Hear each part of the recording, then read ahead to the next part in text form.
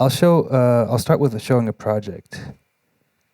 This is the remix I did for ZZT. And they asked me to do this remix like on the day before I left to LA. And they told me it had to be done in 3 days. And I was still at home. And I was about to get on a plane the next morning. So I did this in one night. And it changed a lot for me because before this project, I was really recording everything in separate tracks and really just like recording the hi-hat on a different track and the snare on a different track, which is, of course, probably the best way to do it. But I just didn't have the time to do this. So I just recorded all the external machines. Like this, I have the 707 here, or the 808, sorry.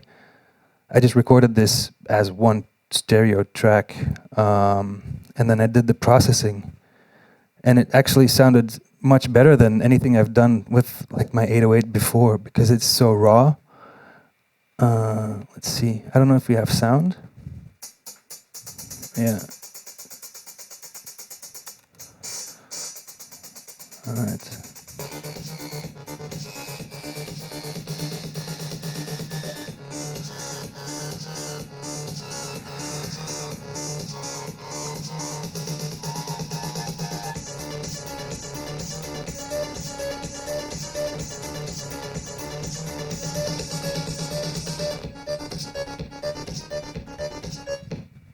So this is what I mean.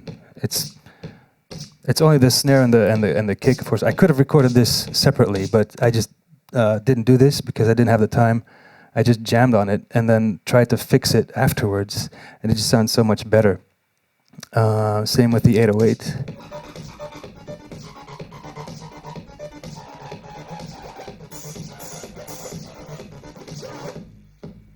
And I know it probably sounds awful to you, like people who mix, but it's just so much cooler to me.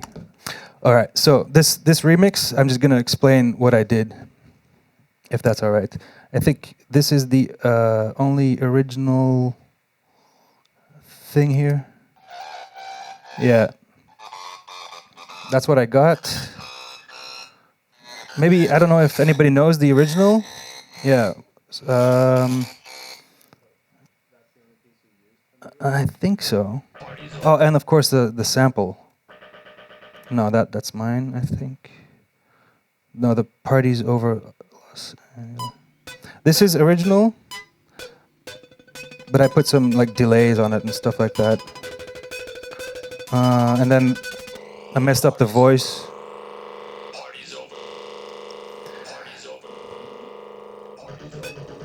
What I usually do is let the song play and then find like different melodies that go along with it.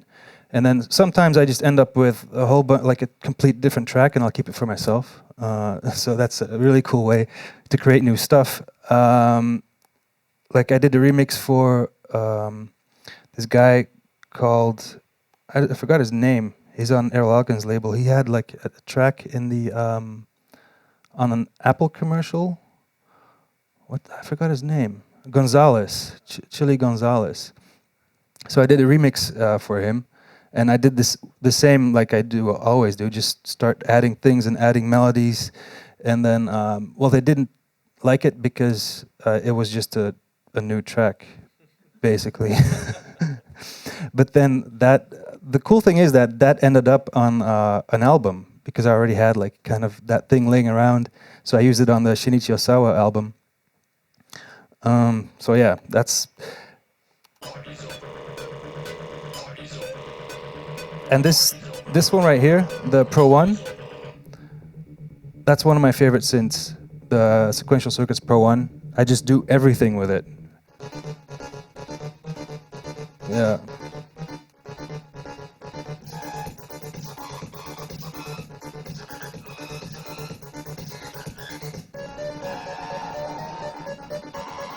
That's original too. Yeah.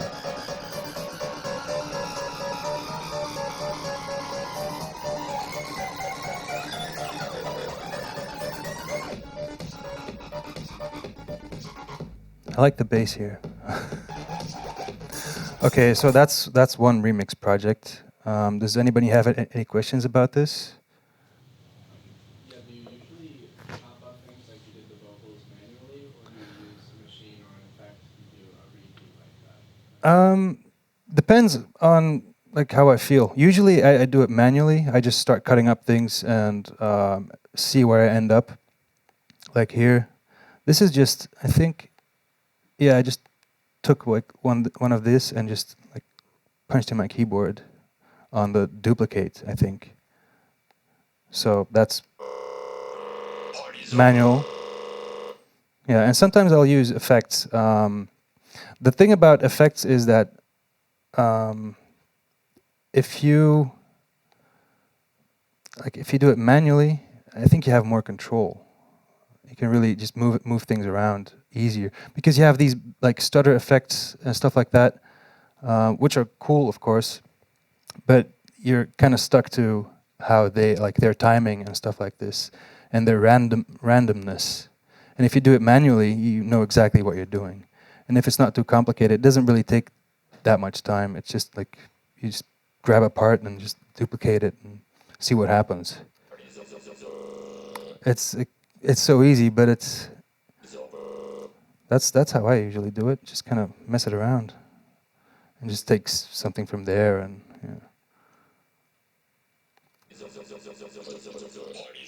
you know, it's easy, especially in Ableton. It's a bit harder to do, I think, in Logic. Just I know it's hard to work like precisely on the grid, I think, in Logic. All right. Any other questions about like this project or how it sounds or the drums or no? Did you? You said you like the bass sound. You just talking about the raw sound or the way it's processed, or The kick or the synth? the kick? Let's see. It sounds horrible.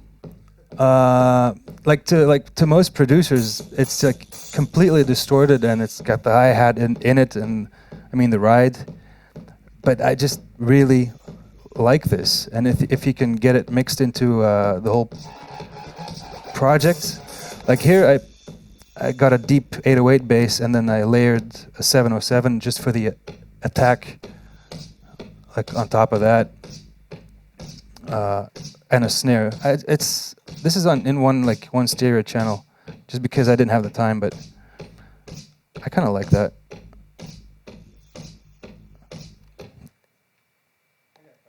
Yeah. I'm gonna go mic this. Whenever I try to like get a really just like just a big 808 Yeah. bass kick, I can never get it to not clip and like still have that big sound. Like when I try compressing it, it just doesn't feel like this. So, like I can't get it to be as powerful as it was. Okay. I don't know how I do that. Oh, let's see. Because this is pretty powerful.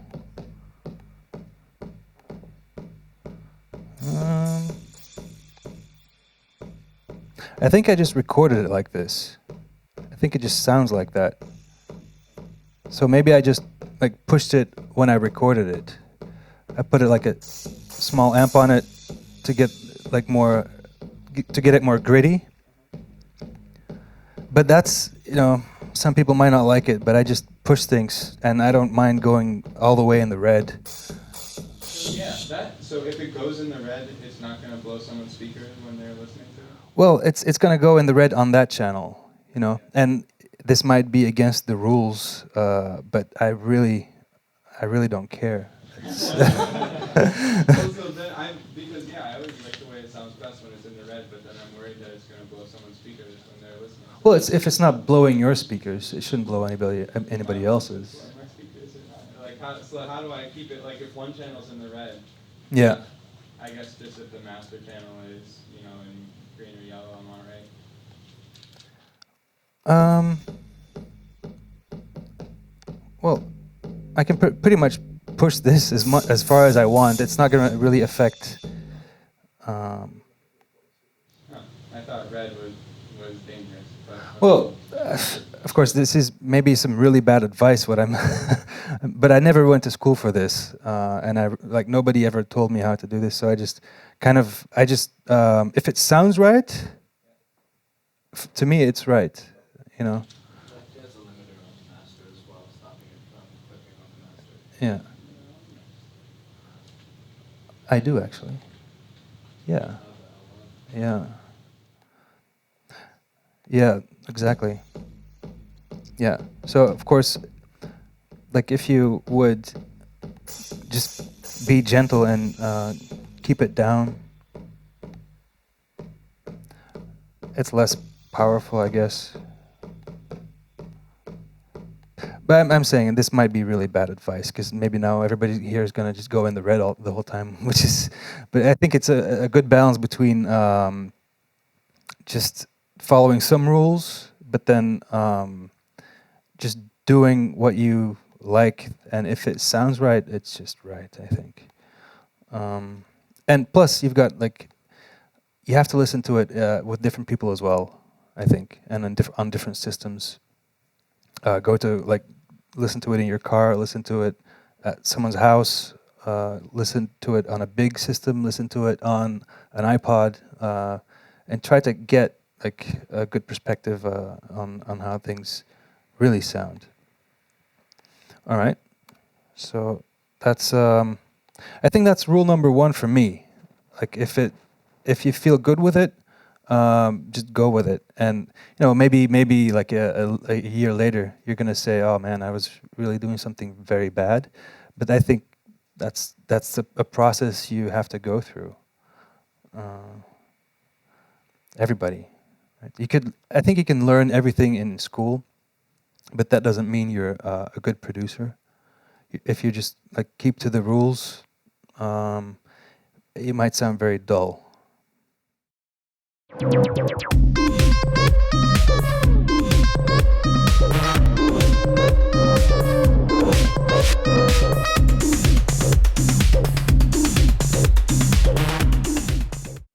All right. Nothing else about this project? I guess not. No.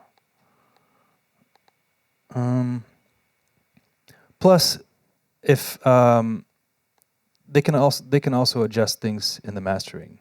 And about the mastering, who asked about the mastering? All right. So mastering is something very different than mixing, and mixing is hard enough already. And I think, to be honest, mastering is something that mastering facilities should do, because they know exactly what they're doing. And if you really want to learn how to master, this is pretty hardcore stuff if you want to do it good. So I think you're better off being creative and mixing and making music, and then just finding a good mastering guy to do it for you and get to know him, and tell him exactly what you like. And after a while, he'll know what you'll like, and you'll have a very good collaboration. So, of course, if you want to learn how to master, that's fine. But I don't think like a producer like me or maybe you should be bothered about this whole mastering thing. That's how I see it. I've worked with many people who done the mastering, and some of them I like, some of them I don't like. So once you found a guy that you really like what he's doing, just stick with him. Yeah, that's how I do it. All right. This might be kind of a beginner's question, but when you talk about mastering, they go into your mix and adjust the mix too, right? They're not just using some kind of, doing some kind of limiting on the master channel, or EQing on the master channel. They're digging in there, right? No, they're usually you just get a stereo, like the final project you have, and you leave room for improvement. So if you compress too much, and if you push it already too much, if it's like one just sausage of audio, then they can't really do anything.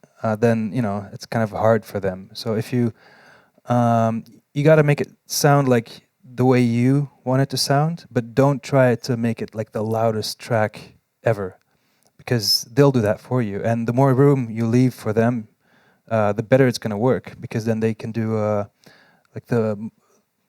use their compression and their limiting and all that stuff. And they also do EQing.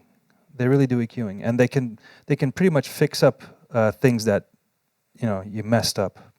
Not too much, of course. You can't polish a turd, but they can do some pretty good stuff. Yeah, yeah. So don't. I had one. I did a remix for Boar's Noise once, and I pushed it like way too far. And I went to the mastering, and he said I can't do anything with that, because I did this in Logic. Let's see if I have it. I don't think I have it on this. Sorry, no, I don't. But what happened was I just pushed everything like as loud as I could get,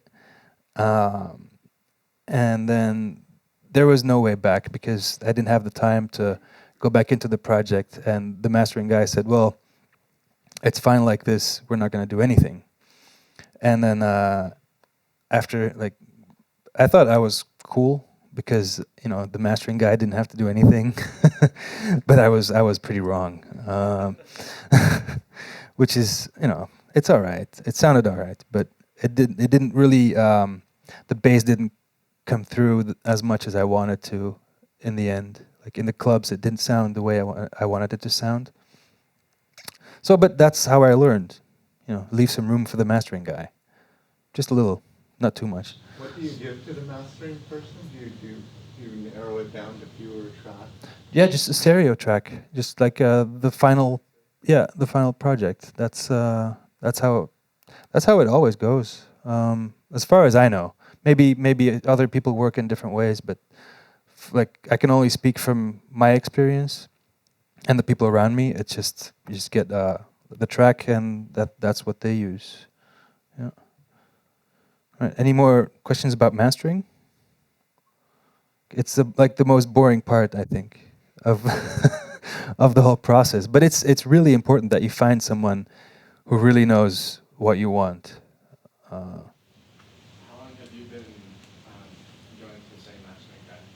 Well, the problem is I like the exchange. They're in the UK, but not all labels work with the same mastering guy. So sometimes you don't have the choice. Maybe if you're like a really big producer, you probably can say like, I want that guy, or I'm not doing it.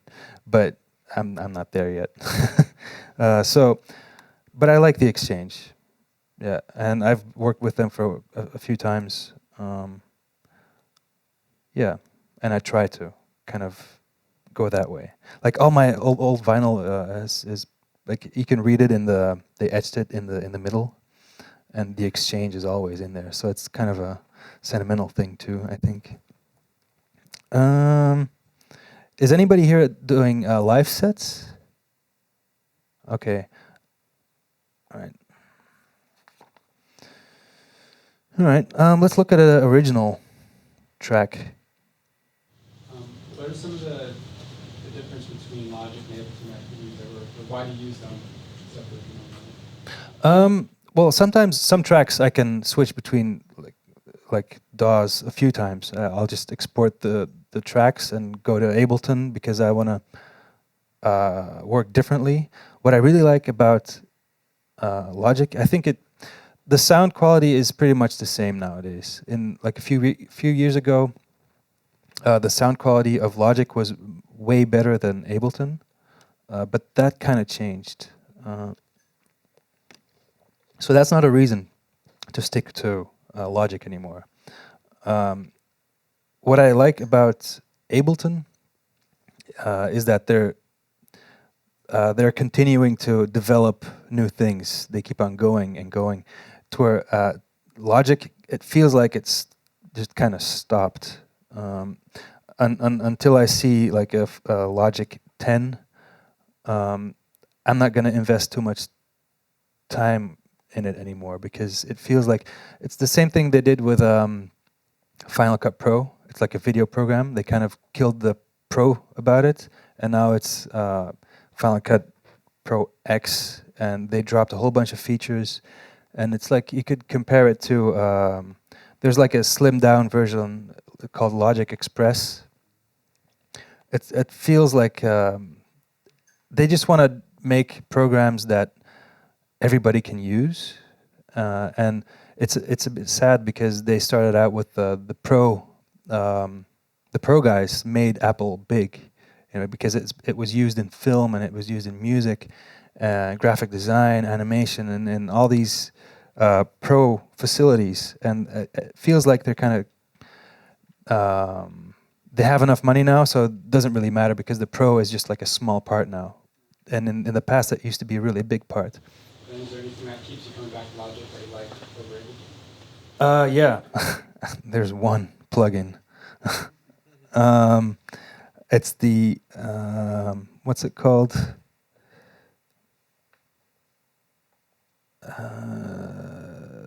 Space Designer. That is like a really cool plugin that I like because it does a very good emulation of a spring reverb, and I really like how that sounds. And I haven't found anything that quite does this. Plus, what else is cool about Logic is that you can easily like slow down sounds. It's kind of like fading out.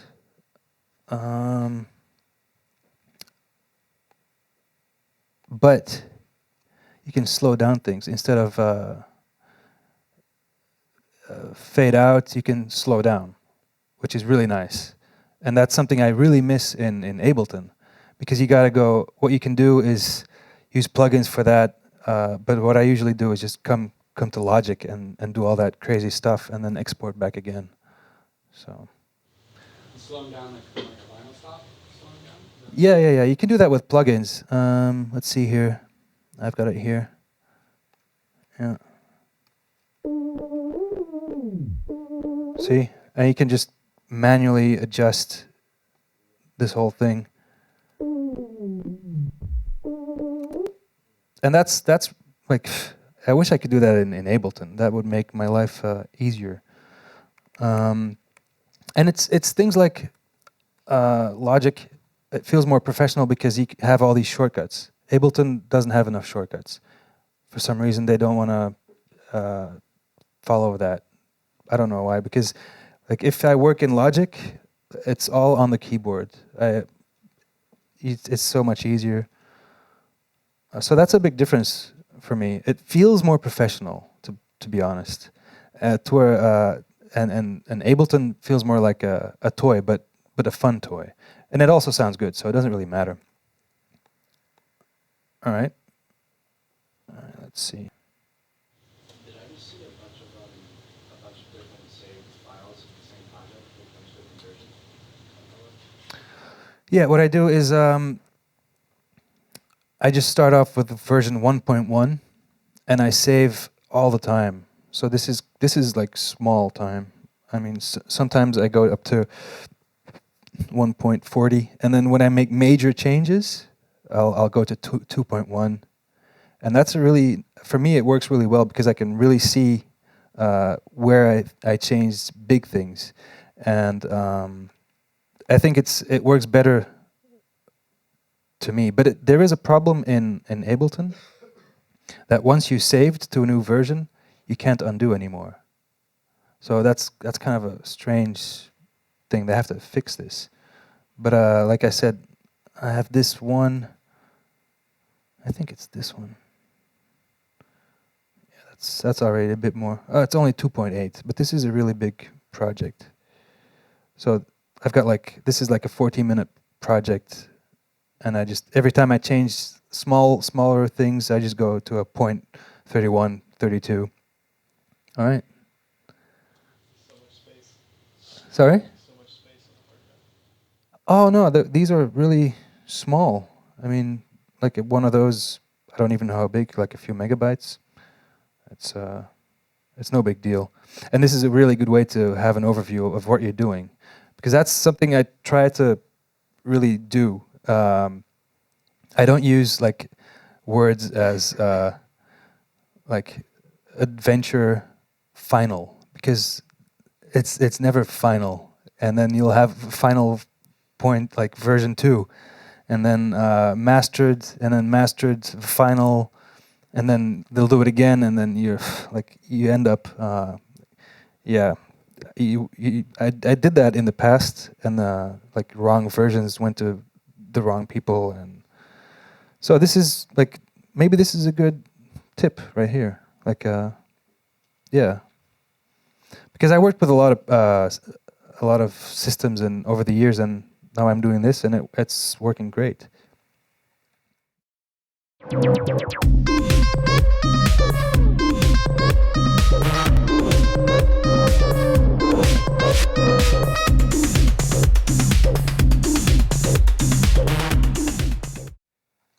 Okay, the sounds, like how I get my sounds. Someone asked that, like the quirky sounds and stuff like this.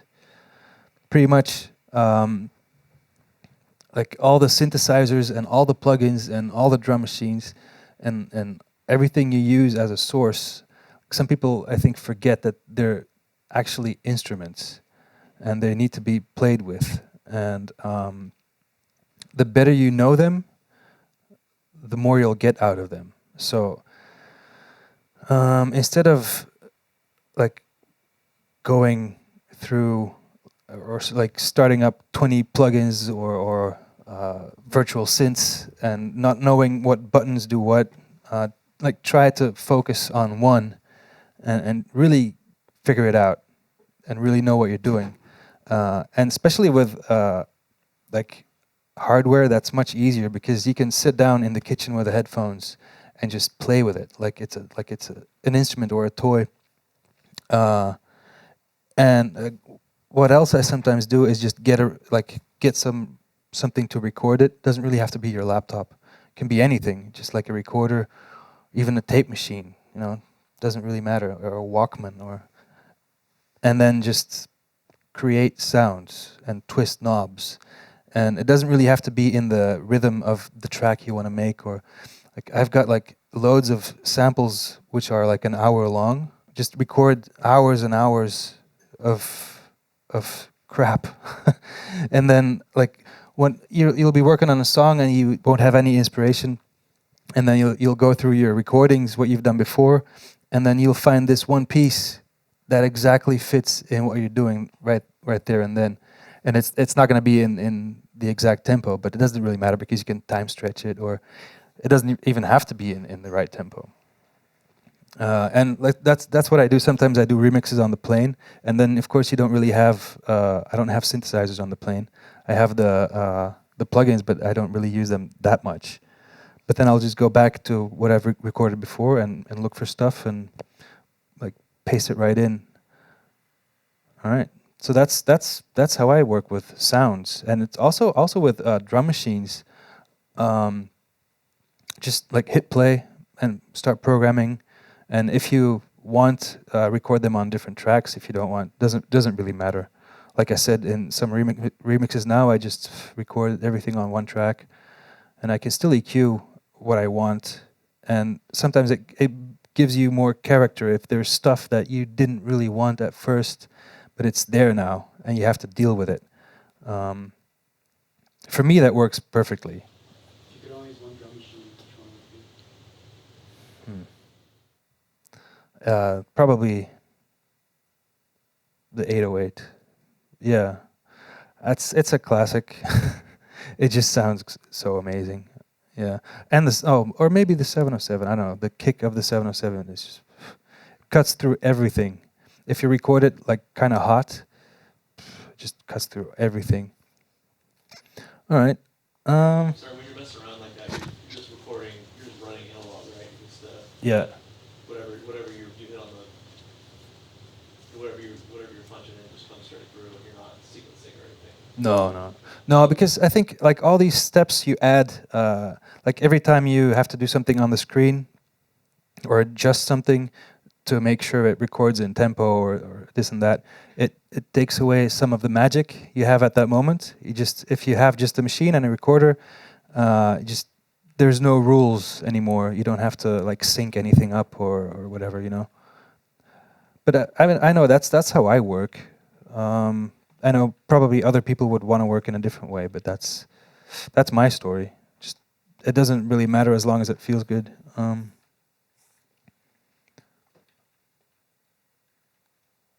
All right. Like someone wanted to know about the routing and mastering, like routing. Who is this? Yeah, I don't know if it applies in this, but I've been reading various stuff on the web about like how whether people use inserts in Cubase. You can either put the effect right on the track itself, Oh yeah. or you can send it to a different track Mm-hmm. as a send, or you can even like output it to a different track. Yeah. You know, and like what's the best way work? And I guess there's like CPU issues. Exactly. Yeah. So I think this is not going to be a problem anymore nowadays because the computers are getting so strong that you could easily put the same reverb on like 8 channels. And Because that was one of the things they were talking about, because like in the old days you would have like one EQ and you would route everything to Yeah. it, but that doesn't really apply in a digital environment. But some people felt like if you put an EQ and a reverb on every different track, then it gives a different sound or something, or it doesn't make it feel like the band is all in one room. okay, yeah. Well, it probably has to do more with how you feel it should sound because like the computer, like I said, they're getting faster and faster, which is a good thing. So that's not a problem anymore. Sometimes it's also easier to just test things out if you have it on a send. You can just like see what channels you would like reverb on or which not, instead of like hitting up or loading up a EQ on every channel while you're working and trying things out. Just it's easier to like dial in a send because it's already there. You don't have to load it up, so it's easier to test. But I don't see anything bad in putting like a reverb on every channel if your computer can handle it. Maybe there are some downsides, but I don't know. And I don't really care either. It's yeah. So that's what you want to know, or? Yeah, and do you work like with the effects on each sound before you like listen to it with everything else? Or It all depends on what you're doing. I don't really have like a manual for myself or how I make music. Like sometimes I'll think, oh, that needs some reverb. I'll just put it on the channel, and after a while I'll start to see like, okay, all these guys have the same kind of reverb. Then maybe to make the project a bit more like to have a good overview, I'll put it on a send, because then you can easily just dial it away. Yeah, but it's more about being creative, I think, and how you want things to sound, and if you want to use different kinds of reverbs but I don't use that much reverb on my stuff. I don't think there's room enough in the like the whole package of the wall of sound. There's not room enough. Like sometimes I'll be making a track and I'll be mixing. I'll take away the reverb and there's no difference. So I end up just like deleting all the reverbs sometimes, because sometimes my tracks get too full. Like you'll have like 3 snares making one, and then after a while you realize that I just need one of those. So it's the same with reverb, I think. Yeah. All right. Is that? Yeah. All right. Somewhat like the question about the DJ and live thing. Yeah. What do you mean actually? What I mean, from start to finish, when you're planning out a DJ set or planning out the difference as opposed to actually executing on a stage, what does your brain think of, like, hey, I can try to involve this when you're sitting at a desk, coming up with the plan, as opposed to, like, what's it like on stage? How big is the difference for you specifically, I guess, in your DJ versus your live set? Well, the DJ set, I don't prepare anything. It's just like 5 minutes before I start, I figure out which track I start with, and then just go from there. Because I know a lot of people who plan out their whole set, which is fine. Some people just need that, I think. But it gets boring if you play a lot, because then you're making rules for yourself, and that's kind of strange, I think. I think there should be no rules at all. If you want to all of a sudden just stop the music and play something that you never played before, that should be possible. Then you have like another input to build on, and that makes it fun for like the person DJing as well. And the live thing is kind of different, because there's many ways to do live sets, and like some sets aren't really live, and people will complain about it. But the thing is, how live can you really go in live electronic performance? It's just, especially if you're just alone, it's what's the most important thing? In the beginning, I did hardware only live sets, so I had 2 sequencers, one for the drums more and another for the synths, and then I'd have like a few synths and a drum machine. So I'd have like a pretty big setup. So what happened was that I really had to focus on the structure of things in general, like muting the snare, getting the kick in the hi-hats, and like unmuting and muting the synths. So I just only had time to do this. I didn't have time to do anything else. And then after a while, I realized that a lot in electronic music is about modulation in sound. Like if you have a sound running the whole time, it's going to be really boring, unless you find a way to modulate it and use filters and just to get it to liven it up. And but that also takes a lot of time. So you end up like you only have like 50% of the time to do the sequencing and 50% of the time to do the modulation. So for a while, I just decided, okay, I'm gonna pre-sequence the whole thing, because by that time I was already doing live sets for years and years. So I knew pretty much exactly how things should be. It's like making a really long track, like an hour long. And like I know some people will say that would be cheating, but I really don't see it that way, because you have all these effects and tools and like synthesizers that I use, analog stuff on stage, and I can still decide if I want to have a part play longer or shorter. But like the whole structure in my previous live set was all laid out. But I had all this time to play with my toys, actually, instead of thinking, oh, I should be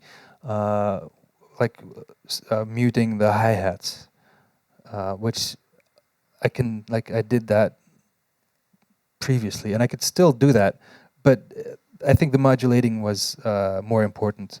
But then, after doing that for a year, I decided that I want to do both back, like sequencing and modulating.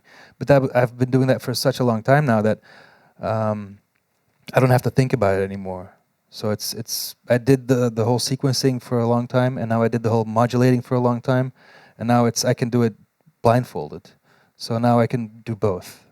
And I tried finding tools to make it easier. I tried the iPad thing with Lemur, I think. You can make your own layouts, which is really cool, and it looks cool. But what I've noticed is that you have to look at it to be able to play it, because you can't feel where the buttons are. So you've got this screen right here, and then you've got 2 more iPads, and then the only thing you're doing is like looking where the buttons are, and making sure your finger's on the right one, to where like here I can feel this machine. I can know, yeah, this is that button. You get used to it. So that's what I prefer. So I'm probably going to sell my iPads because it's good. It was good fun to have some experiments, but to actually play them on stage, I don't know. You have to look at it, and it's takes away part of. You're not looking at your crowd anymore, so you don't see what's going on. You're just looking at your screen.